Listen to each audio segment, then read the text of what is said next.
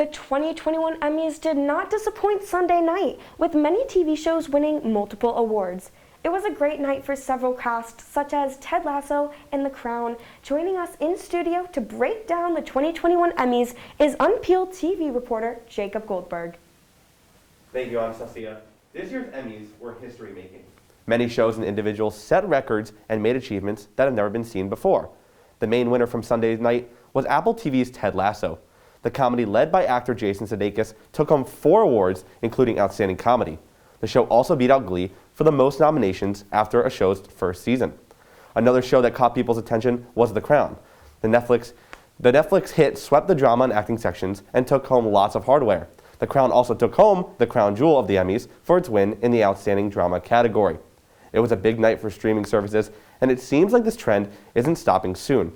With Schitt's Creek sweeping the Emmys last year, the success of the small screen seems to be something that will be around for a while longer.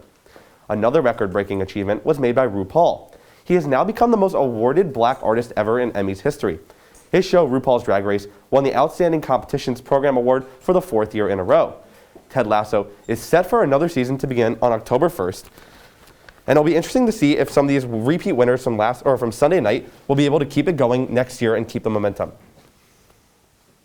Thank you so much, Jacob, for joining us here tonight. I know there was a lot of talk about the Emmys. Cedric the Entertainer did a great job hosting, and the viewer ratings were up more than most award shows in a while. So can you tell us what made this award series so special? Well, one thing that was, sadly, we touched upon this first, is last year the Emmys did a great job at giving out awards to people of color and different races. This year, sadly, they took a step back. There wasn't as much representation for people of color.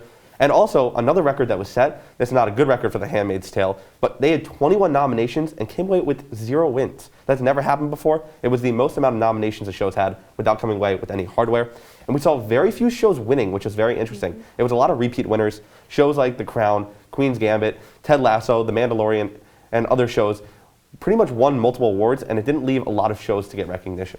Definitely. That's a great point. And why have so many streaming services in the past been successful at the Emmys? Well, talking about the success of the small screen and streaming services, Netflix beat out the total number of wins from HBO and Disney Plus combined. They had 44 Emmys in totality. That's a crazy amount of number. And even HBO and Disney Plus had their own success, just showing you how successful Netflix was that night on Sunday. And with more streaming services being made, such as Peacock and Disney Plus, Netflix, etc., that means more people are going to switch over from cable to these streaming services and buy memberships. Therefore, meaning that events such as the Emmys, even the Olympics this year, had some of the lower ratings. Obviously, in terms of award show, it had a lot of ratings, but compared to other ones in the past, it didn't. So that is why people are making the switch over to the small screen. Well, thank you so much, Jacob, for being here with us. And after the break, industry reporter Walker Simmons explains why Instagram is in hot water. And our music reporter Mia McGregor takes us through Lil Nas X's new album, Montero. We'll be back on Peelers.